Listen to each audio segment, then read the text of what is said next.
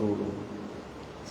اللهم صل على محمد وسلم على محمد وبارك على محمد كما صليت وسلمت وباركت على إبراهيم وعلى آل إبراهيم إنك حميد مجيد.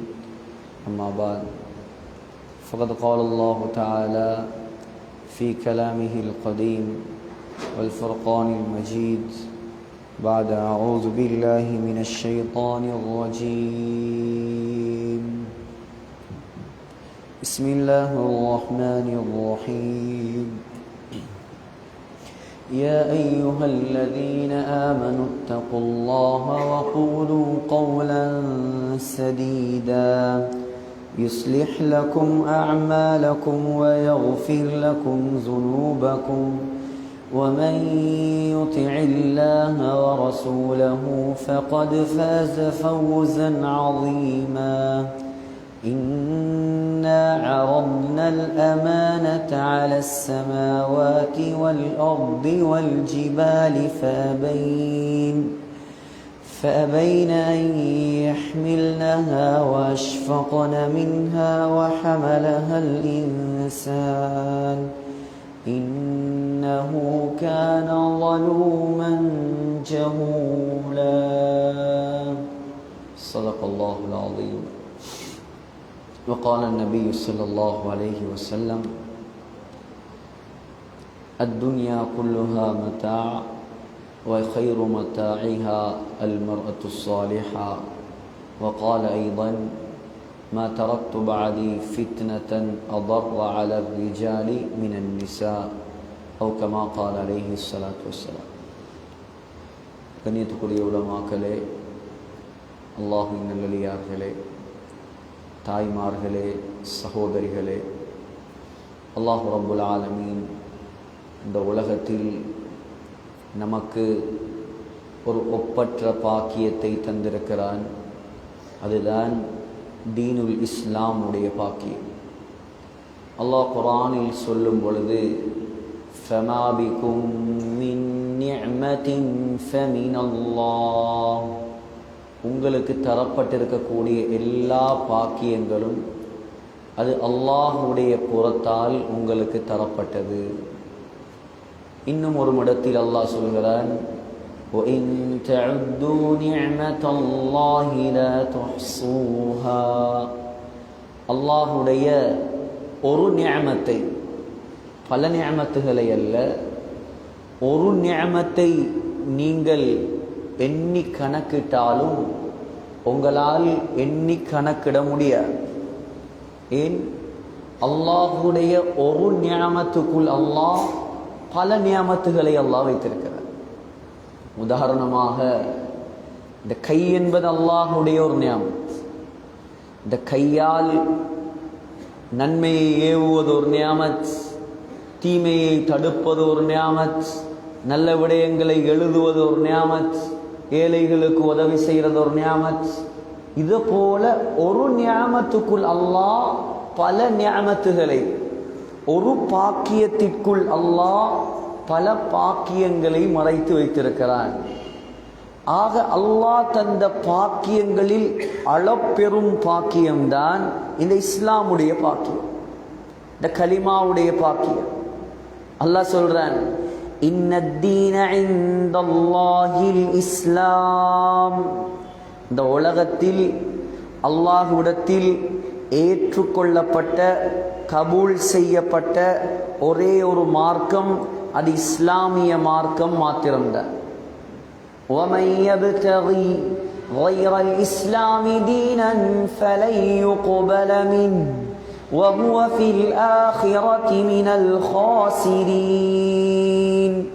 யார் இஸ்லாம் அல்லாத வேற ஒரு மார்க்கத்தை தேர்ந்தெடுத்து கொள்கிறாரோ அவரிடமிருந்து அல்லாஹ் ஒரு நாளும் அந்த மார்க்கத்தை, அந்த மதத்தை ஏற்றுக்கொள்ள மாட்டான்.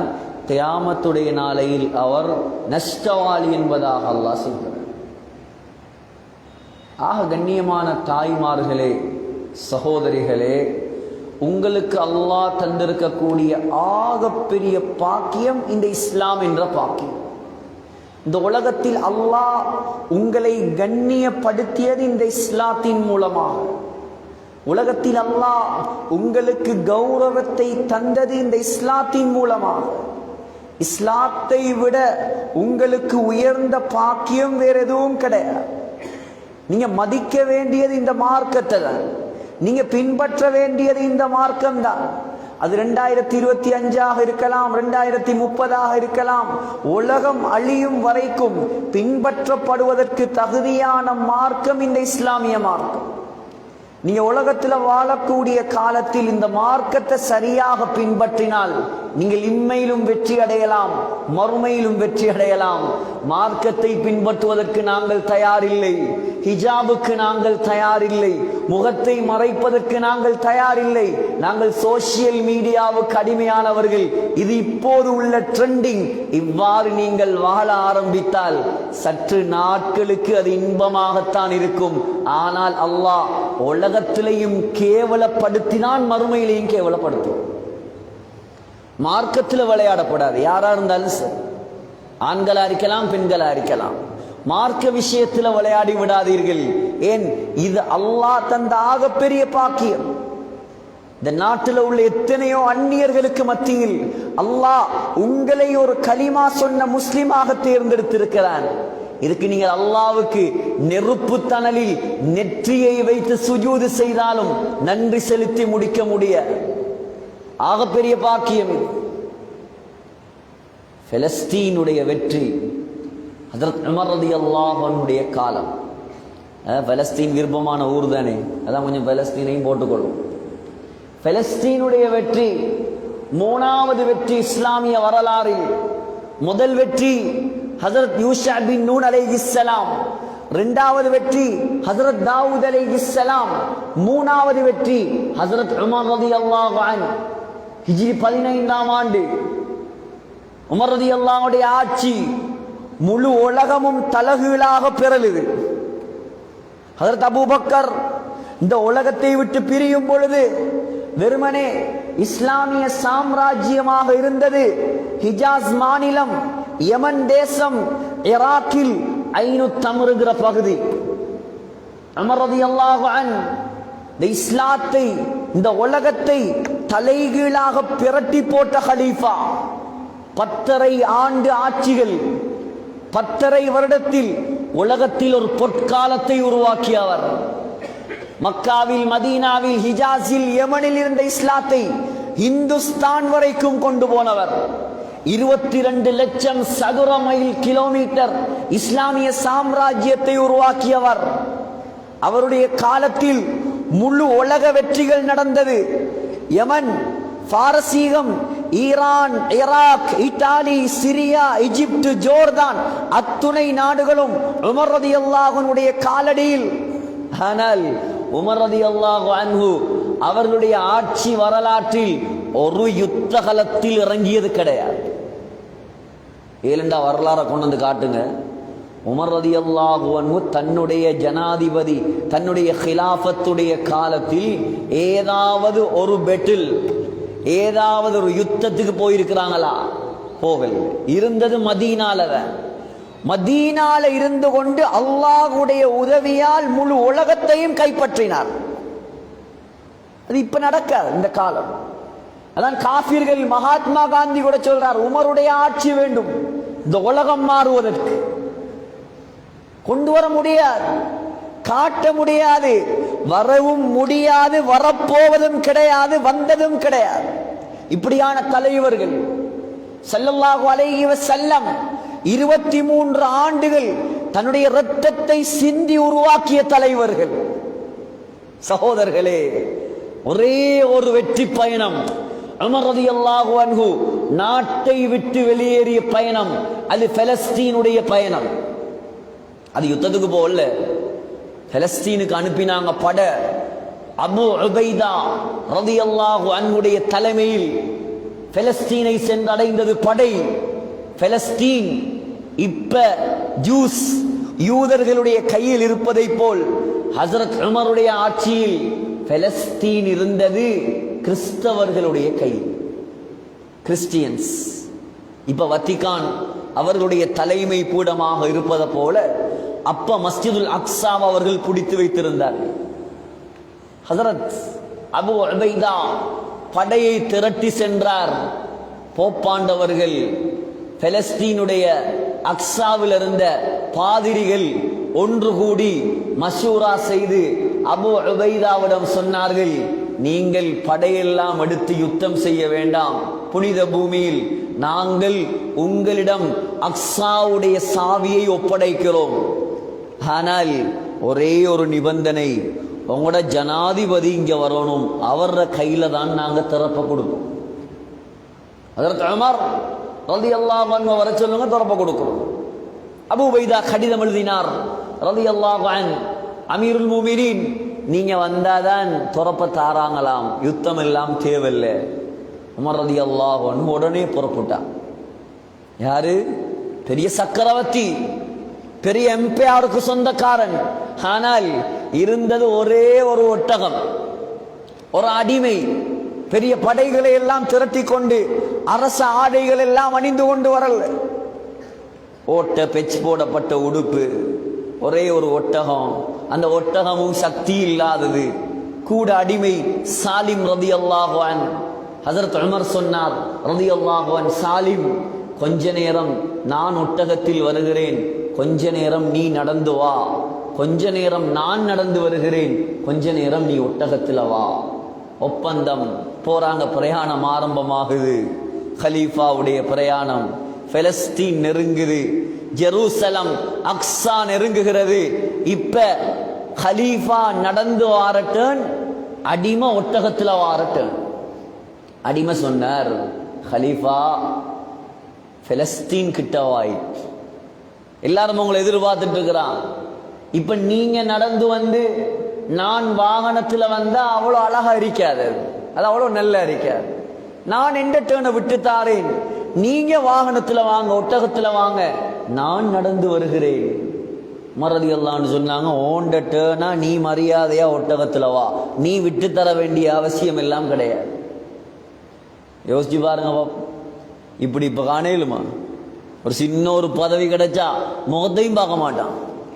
சலாம் கொடுக்கறது இப்படி, ஏழைகளுக்கு ஒரு சலாம், பணக்காரர்களுக்கு ஒரு சலாம், படித்தவர்களுக்கு ஒரு சலாம், கார்ல வந்தா ஒரு சலாம், பைசிக்கல்ல வந்தா ஒரு சலாம்.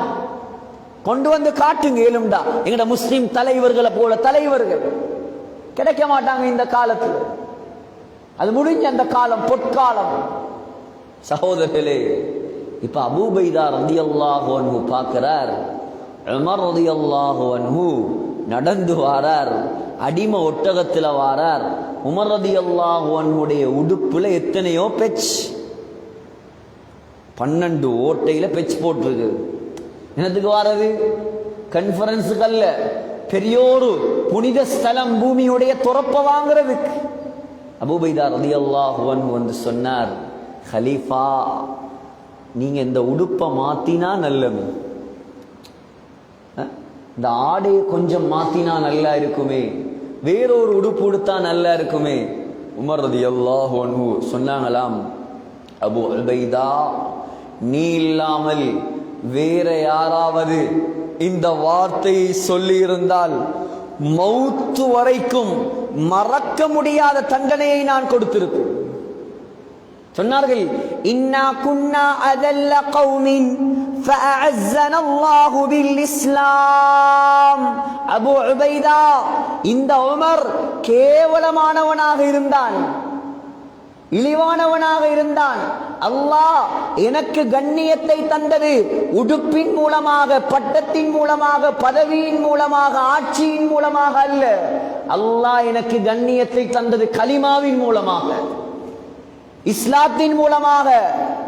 சொன்னார்கள், فَإِنِ ابْتَغَيْنَا الْعِزَّةَ بِغَيْرِ مَا أَعَزَّنَا اللَّهُ أَذَلَّنَا اللَّهُ. அபூ உபைதா, எப்பொழுது முஸ்லிம்கள் இஸ்லாத்தை விட்டுவிட்டு வேற வேற விடயங்கள் மூலமாக கண்ணியத்தை தேட ஆரம்பிப்பார்களோ முஸ்லிம்களை அல்லாஹ் கேவலப்படுத்த ஆரம்பிப்பார். இன்னைக்கு விளங்குதா இல்லையா? இந்த இஸ்லாத்தை தவிர மற்ற அனைத்து விடயங்களின் பெருமதியும் கல்புக்குள் வந்து விட்டது. ஆகையால் பெண்கள் நீங்க கொஞ்சம் சிந்திங்க. இந்த உலகத்துல உங்களுக்கு கண்ணியத்தை தந்தது இந்த இஸ்லாம் தான். இஸ்லாம் வருவதற்கு முன்னால், கலிமா உண்டாகுவதற்கு, ரசூலுல்லாஹி ஸல்லல்லாஹு அலைஹி வஸல்லம் நபியாக வருவதற்கு முன்னால், குர்ஆன் இறங்குவதற்கு முன்னால், இந்த பெண்களை ஒரு மனித படைப்பாக கூட அந்த காலத்தில் கணக்கெடுக்கவில்லை. அல்லாஹ் சொல்றான் குர்ஆனில், وَإِذَا بُشِّرَ أَحَدُهُم بِالْأُنثَى ظَلَّ وَجْهُهُ مُسْوَدًّا وَهُوَ كَظِيمٌ. ஜாஹிலியா காலத்தில் யாராவது ஒரு தகப்பனுக்கு உங்களுக்கு பெண் குழந்தை பிறந்திருக்கிறது என்பதாக சொல்லப்பட்டால் அந்த தகப்பனுடைய முகம் கோபத்தால் கருப்பாக மாறுமா. யதவாரா மினல் கௌம், வாப்பா என்ன செய்வாராம், சமூகத்தில் தலகாட்டாம வீட்டுக்குள் மறைந்திருப்பாராம். மின் சூஇ மா புஷ்ஷிர பிஹி அயும்சிகுஹு அலா ஹூனின் அம் யதுஸ்ஸுஹு ஃபித் துராப். யோசிப்பானாம், இந்த புள்ளைய கேவலத்தோட நான் வளர்க்கிறதா அல்லது உயிரோட குழி தோண்டி புதைக்கிறையா. பெண்களுடைய நிலைமை ஜாஹிலியா காலம். ஹரத்துக்கு, ஹஜ்ஜிக்கு, உம்ராவுக்கு போனவங்களுக்கு தெரியும். சுபைகா 84 நம்பர் கேட் பக்கத்திலேயே அடையாளப்படுத்தி வச்சிருக்கிறாங்க. என்னிடம் பெண் குழந்தைகளை உயிரோடு குழி தோண்டி புதைத்தானா. எங்க? கல்லலியால இல்ல, மக்கா முக்கர்ரமா ஹரம், ஹரம் ஷரீஃப். ஒரு புல்ல வெற்றது ஹராம், ஒரு மரத்தை வெற்றது ஹராம், மண்ணெடுத்து இன்னொரு இடத்துக்கு கொண்டு போறது ஹராம், வேட்டையாடுவது ஹராம். அப்படியான ஹரம் ஷரீஃப்ல நபி அலைஹிஸ்ஸலாம் வருவதற்கு முன்னால் ஹரத்திலேயே பிள்ளைகளை புதைச்சிருக்கான் உயிரோட. அவ்வளவு கேவலப்படுத்தினாங்க பெண்கள். இன்னைக்கு பெண் உரிமை பேசுறாங்களா இல்லையா? பெண்ணியம் பேசியது இஸ்லாம், உங்களுக்கு உரிமையை தந்தது இஸ்லாம். இன்றைக்கு தொழிலுங்கிறதும் அதுங்கிறதும் காலியா வரணுங்கிறதும் அப்படிங்கிறது இப்படிங்கிறதும் யாரு கொண்ட அந்த செய்தி? இதெல்லாம் மார்க்கத்துக்கு முரணான கருத்துக்களை விழுங்கி விடாதீர்கள். உங்களுக்கு கண்ணியத்தை தந்ததே இஸ்லாம் தான். மார்க்கம் சொல்ற முறையில உலகத்துல வாழுங்க, அல்லாஹ் உங்களை கண்ணியப்படுத்துவான். குர்ஆனை பெறட்டுங்க. சூரத்துர் ரிஜால், ஆண்கள் என்பதாக ஒரு சூரா கிடையாது. ஆனால் சூரத்துன் நிசா, பெண்கள் என்பதாக அல்லாஹ் ஒரு சூறாவை இறக்கி வைத்திருக்கிறார். ஹஜ்ரத் ஈசா அலைஹிஸ்ஸலாம் உருவாக்கியது யார்? இந்த உலகத்தில் பிறந்த ஆகப்பெரிய அற்புதமான படைப்பு. ஹஜ்ரத் மூசா அலைஹிஸ்ஸலாம் வளர்த்தது யார்? குர்ஆன்ல 183 இடங்களில் ஹஜ்ரத் மூசா அலைஹிஸ்ஸலாத்துடைய பெயர். யார் வளர்த்தது?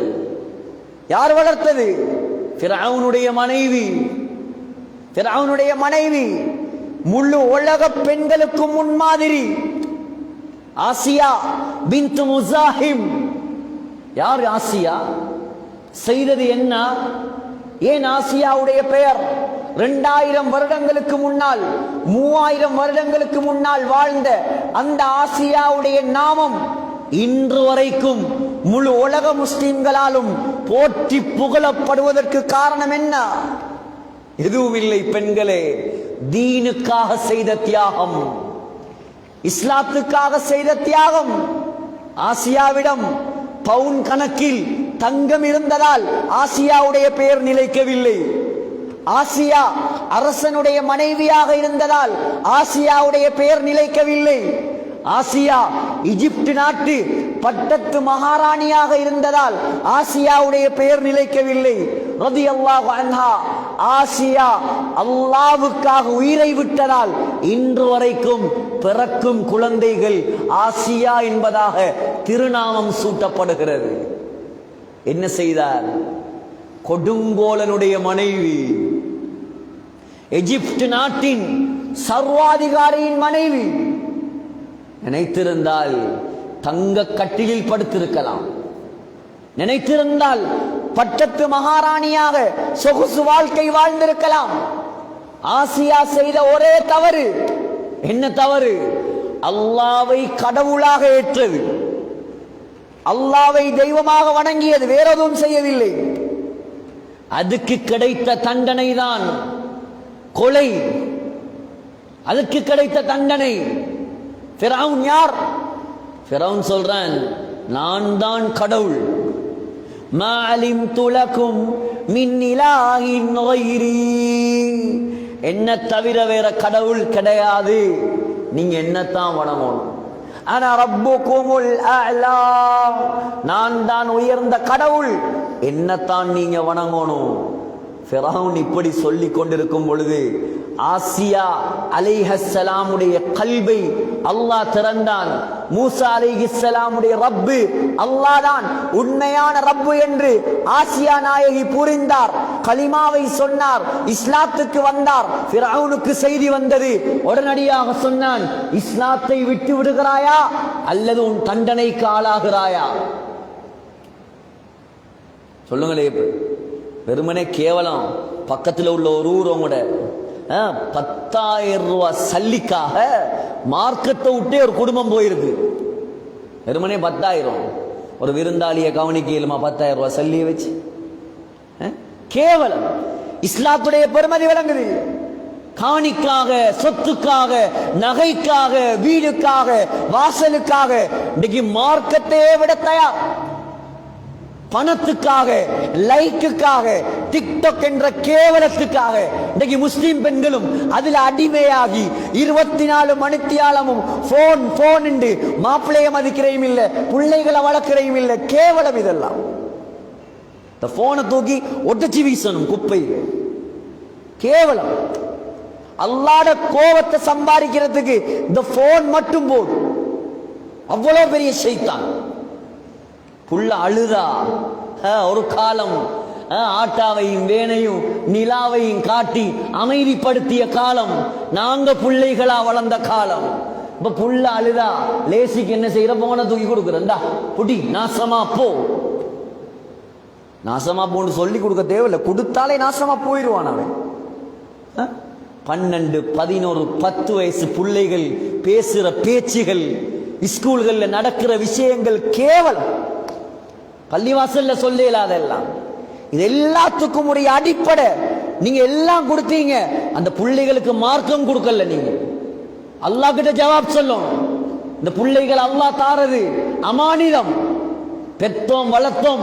சில பெண்கள் நினைக்கிற பெண்பிள்ளைகள் தான் நாங்க சோறாக்குற ரைஸ் குக்கர், உடுப்பு கழுவுற வாஷிங் மெஷின், புள்ள வளர்க்கிற ஆயா. இதா பெண்கள். இந்த சமூகத்தின் தலைவிகள் நீங்கள். ஆசியாவுடைய வழித்தோன்றல் நீங்கள், ஹதீஜாவுடைய வழித்தோன்றல் நீங்கள், ஆயிஷா அம்மாவுடைய புதல்விகள் நீங்கள். வரலாறு பிரட்டி பாருங்க. உங்களோட அம்மாமார் செய்த தியாகம், உங்களோட அம்மாமாருடைய பேர் இன்றைக்கு வரைக்கும் கொடி கட்டி பறக்குது. ஏன் பாருங்க. இந்த போனுக்கும், இந்த டிக்டாக்குக்கும், இந்த பேஸ்புக்குக்கும் அடிமையாகிறாதீங்க. சைத்தான் உங்களை எங்கேயோ கொண்டு போய் சேர்த்துருவார். இது கோபத்தில் பேசுவதல்ல, இது கவலையில பேசுறது. நீ நினைக்கலாம், என்னடா இப்படி பேசுறார், வித்தியாசமா பேசுறார். இது வித்தியாசம் அல்ல. முழு உலகமும் முழு இலங்கையும் பாதிக்கப்பட்டு சீரழி இருந்த போனால. அல்லாஹ் காப்பாற்றும். கவலையான விஷயம். ஒரு காலம் மகரிபுடைய நேரமானா குர்ஆன் ஓதுற சட்டம். இப்ப மகரிபுடைய நேரமானா பொண்டாட்டி மாப்பிள்ளையும் விளங்குதில்லை, பிள்ளையும் விளங்குதில்லை, சினிமா சீரியல்ல போய் உட்கார்ந்தாச்சு. நான் அங்கேயே சொன்னேன், உங்களோட சினிமாவால தான் எங்களோட ஸ்ரீலங்கா நாசமா போயிருக்கு. உங்களோட சினிமா, உங்களோட சீரியல், உங்களோட நாடகம், இதுகளை பார்த்து பார்த்து எங்களோட ஸ்ரீலங்காவும் கெட்டு போயிருச்சு. பாக்குற அதுல அவன் என்ன காட்டுறான்? ஆயிஷா நாயகிட வரலாறையும் ரசூலுல்லாஹ் வரலாறையுமா காட்டுறான். முழுக்க முழுக்க மாமியாவை எப்படி கொள்ளலாம், மருமகளை எப்படி வீட்டை விட்டு விரட்டலாம், கணவன் தெரிந்து எப்படி சல்லிய பறிக்கலாம், அதை பார்த்து பார்த்து இவள் இங்க வாழ பார்க்கிற. கேவலம் இதெல்லாம், கேவலம். ஆசியா அம்மா ரலியல்லாஹு அன்ஹா நினைத்திருந்தால் உங்களை விட சிறப்பாக வாழ்ந்திருக்கலாம். சொன்னார், நீ என்ன தண்டனை தந்தாலும் இஸ்லாத்தை விடுவதற்கு நான் தயாரில்லை. ஃபிரௌன் என்ன செய்தான்?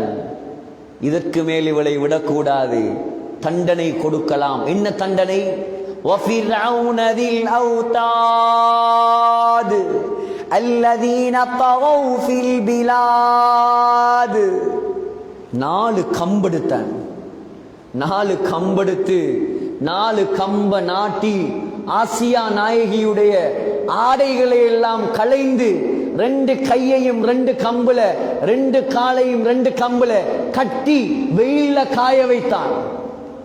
சொன்னான், ஒன்று மரியாதையா நீ இஸ்லாத்தை விடணும், இல்லண்டா இப்படியே கிடந்து செத்து போகும். இப்படியே கிடந்து செத்து போனாலும் சாகுவேனே தவிர அல்லாஹ்வை நிராகரிக்க மாட்டேன் நான். அப்படியா? உண்ட தலையில நான் கல்ல போட்டு கொலை செய்வேன், கல்ல தூக்கி போட்டு கொள்ளுவேன் உன்னை. என்னத்தை தூக்கி போட்டு கொண்டாலும் நான் மார்க்கத்தை விட மாட்டேன். எவ்வளவு பெரிய தியாகி! அல்லாஹ் சொல்றான், وَضَرَبَ اللَّهُ مَثَلًا لِلَّذِينَ آمَنُوا امْرَأَتَ فِرْعَوْنَ. கியாமத் நாள் வரைக்கும் வரக்கூடிய முஃமினான பெண்களுக்கு உதாரணம் ஃபிரௌனுடைய மனைவி. உடனே கையேந்தின அல்லாஹ் கிட்ட, யா அல்லாஹ், நினைச்சிருந்தா நான் மகாராணியா வாழ்ந்திருக்கலாம், நினைத்திருந்தால் தங்க கட்டில படுத்திருக்கலாம். ஆனால் உன்னை ரப்பாக ஏற்ற ஒரே ஒரு காரணத்துக்காக எனக்கு இந்த நிலைமை. எனக்கு நீ தர வேண்டிய சன்மானம் என்ன தெரியுமா? புத்திசாலி ஆசியா கேட்டார், ரப்பி இப்னி லீ இன்தக பைத்தன் ஃபில் ஜன்னah. யா அல்லாஹ், சுவர்க்கத்தில் ஒரு மாளிகை, அதுவும் சும்மா மாளிகை அல்ல, உனக்கு பக்கத்தில் வேணும் அந்த மாளிகை. முதலாவது துவா. 2வது துவா, இந்த ஃபிரௌன் இந்த தலையில கல்ல போட்டு கொள்ள போறான், இவன் ஃபித்னா விட்டு என்ன நீ காப்பாத்து. கொண்டு கல்ல தூக்கி போட்டாங்க. கல்லு தலையில் வந்து விழுவதற்கு முன்னால் அல்லாஹ் சுவர்க்கத்தில் பிரம்மாண்டமான ஒரு மாளிகையை உடனடியாக கட்டி ஆசியா நாயகியுடைய கண்ணுக்கு முன்னால் கொண்டு வந்து காட்டினான். பார், சந்தோஷப்படு. நீ எனக்காக செய்த தியாகம், நீ கேட்டதை நான் தர மாட்டேனா? அல்லாஹ் தருவான். நீங்க அல்லாஹ்வுக்காக வாழுங்க. உலகத்தில் அல்லாஹ்ட மார்க்கத்தை ஹயாத்தாக்குங்க. வீண்ல விளையாட்டுல காலத்தை நாசமாக்கிறாதீங்க.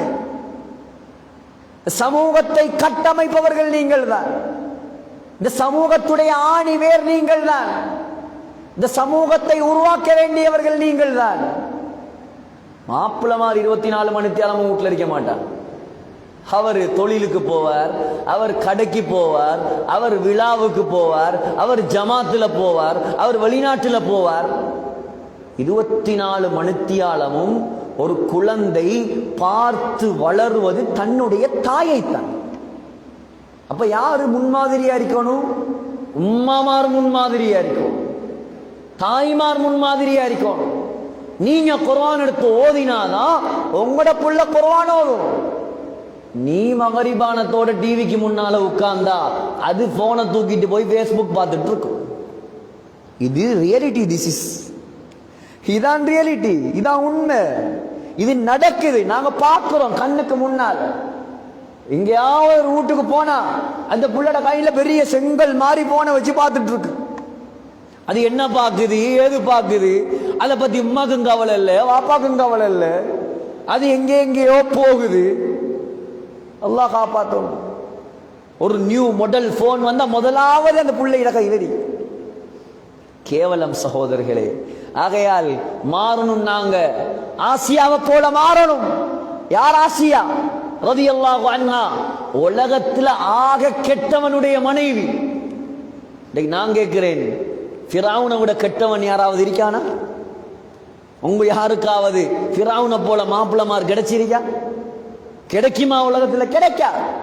ஃபிரௌனோட வாழ்ந்தவள் சொர்க்கவாதி. நாம ஏன் சொர்க்கவாதியா மாறையில?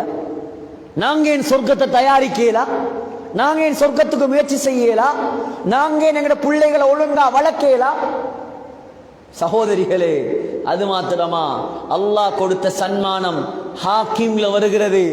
கியாமத்துடைய நாளையில் சுவர்க்கத்தில் அல்லாஹ் உலகத்தில் ஆக கெட்டவனோடு வாழ்ந்த ஆசியாவை உலகத்தில் ஆக நல்லவர் முஹம்மது ஸல்லல்லாஹு அலைஹி வஸல்லமுக்கு நிக்கா செய்து வைப்பான். உலகத்துல வாழ்ந்தது ஆக கெட்டவனோட, சுவர்க்கத்துல வாழ போறது ஆக நல்லவரோடு, எங்கட கண்மணியோடு, சர்தாரே ஆலமோடு, தாஜுல் மதீனாவோடு. ஏன்? உலகத்தில் அல்லாஹ்வுக்காக உயிரை கொடுத்தார். இமாமுனா ஷாஃபிஈ பிறந்தது பலஸ்தீன்ல, கஸ்ஸால பிறந்தார். அனாதையா பிறந்தார். ஸல்லல்லாஹு அலைஹி வஸல்லம் உடைய பரம்பரையில பிறந்தவர். குறைஷி குலம், கஸ்ஸால பிறந்தார். அனாத தாய், இளம் வயது குமரி. நினைத்திருந்தால் வேற திருமணம் முடித்து வாழ்ந்திருக்கலாம். ஆனால் தாய் நினைத்தார், இது குறைஷி குலத்தில் அல்லாஹ் எனக்கு தந்த ஒரு முத்து, இந்த குழந்தையை நான் அல்லாஹ்வுடைய மார்க்கத்துக்காக நான் பாவிக்கும். இன்னைக்கு நீயத்து இருக்குதா யாருக்காவது? ஆம்பளை பிள்ளைய கண்டத்தோடையே, இதுவும் கிழக்கு மாகாண மாதிரி தான் இந்த ஊர்கள், கண்டத்தோடே டாக்டர் ஆக்கணும், இன்ஜினியர் ஆக்கணும், அப்படி ஆக்கணும், இப்படி ஆக்கணும், பணக்காரன் ஆக்கணும், அதான். நீங்க ஏதாவது ஆக்குங்க, நாங்க வாகனான்னு சொல்லல. நீங்க பைலட் ஆக்குங்க, கேப்டன் ஆக்குங்க, டெர்மடாலஜிஸ்ட் ஆக்குங்க, இல்லாட்டி யூரோலஜிஸ்ட் ஆக்குங்க, என்னையாவது ஆக்குங்க. அல்ஹம்துலில்லாஹ், தேவைதான். இஸ்லாமிய சமூகத்துக்கு தேவை, பெண்கள் வியோஜி தேவை, நாங்க வானான்னு சொல்லல. ஆனா மார்க்கத்தை இழந்து நீங்க கொடுக்காதீங்க. நீ ஹாஃபிஸாகு, பைலட்டாகு, ஆலிமாகு, கேப்டனாகு, நீ முஃப்தியாகு, டாக்டராகு. ஆபரேஷன் பண்ணும் போது நீ அந்தந்த பலாய சொல்ல மாட்டாய். நீ குர்ஆன் ஓதி ஓதி ஆபரேஷன் பண்ணுவாய். அல்லாஹ்வோட தொடர்புள்ள ஆலிம், அல்லாஹ்வோட தொடர்புள்ள டாக்டர், அல்லாஹ்வோட தொடர்புள்ள பைலட் தேவ சமுதாயத்துக்கு. ஆனா இன்னைக்கு முழுக்க முழுக்க பார்க்கிறது அந்த புள்ளட படிப்பை மட்டும்தான், அந்த புள்ளட பணத்தை மட்டும்தான். மார்க்கத்தை பத்தி யாருக்கும் கவலை இல்லை. அதுக்கு பின்னால கொஞ்சம் வளர்ந்து கெட்ட கூட்டாளிமாரோட சேர்ந்து கெட்டு போய் ட்ரக்ஸ் அது இது வானத்துக்கு பிறகு தலையில கை வச்சுட்டு ஒப்பாரி வச்சுட்டு மாலையை வித்தாவது நான் தாரேன், இவனை எப்படியாவது திருத்தி தாங்க. அது பிறகு நீ மாலையை வித்தும் வேலை இல்ல, காப்ப வித்தும் வேலை இல்ல, காணிய வித்தும் வேலை. சின்ன வயசுல இருந்து பிள்ளைகளுக்கு மார்க்கத்தை கொடுங்க. இமாம் ஷாஃபியுடைய தாய் செய்த தியாகம் இன்றைக்கும் கபர்ல சந்தோஷமா இருப்பா இன்ஷா அல்லாஹ். ஏன்? அந்த புள்ளைய உருவாக்கினா, பச்சை புள்ளைய தூக்கிட்டு பலஸ்தீன்ல இருந்து மக்காவுக்கு வந்து 6 வயசுல ஹாஃபிஸ் ஆக்கினா இமாம் ஷாஃபி. 9 வயசுல 3000க்கு மேற்பட்ட ஹதீஸ் முவத்தா மாலிக பாடமாக்க வச்சா. செய்த தொழில் என்ன? மக்கால உள்ள பணக்கார ஊடுகளுக்கு போய் பிஞ்ஞாங்கோப்பையை கழுவி அதுல வார வருமானத்துல தான் புள்ளைய ஓத வச்சு. சாய் செய்த தியாகம். சொன்னா, மகனே, மதீனாவுல பெரிய ஒரு ஆலிம் இருக்கிறார், இமாம் மாலிக், போய் அவர்கிட்ட படி. அங்க போனா இமாம் மாலிக் ஆச்சரியப்பட்டார். நீ முஃப்தி, ஃபத்வா கொடுக்க தகுதியானவர். அராஃபி கல்பிக நூரா ஷாஃபி, உன்னுடைய கல்புல எனக்கு வெளிச்சம் விளங்கு. மாலிக் கிட்ட படிச்சு திரும்பி வந்தார். தாய் சொன்னார், மகனே யமனுக்கு போ, பெருமளமாக்கல் இருக்கிறான். போனார் யமனுக்கு. திரும்பி வந்தார். சொன்னா, மகனே நான் ஓத வைக்கிறேன் உன்னை, பாத்திரம் கழுவி பக்தாத் இராக்குக்கு போ, ஓது, மார்க்கத்தை படி, பெருமுலமாக்கள் இருக்கிறாங்க. 25 வருஷம் மார்க்கம் படிச்சார் இமாம் ஷாஃபி. 6 வருஷம் மதரசால உருண்டா, 6 வருஷமா, 40 வருஷம் 30 வருஷம் கனடால இருக்கிறார் மாப்பிள்ளை, லண்டன்ல இருக்கிறார், 10-12 வருஷம் வரவே இல்லை நாட்டுக்கு. அதை பத்தி எல்லாம் கவலை.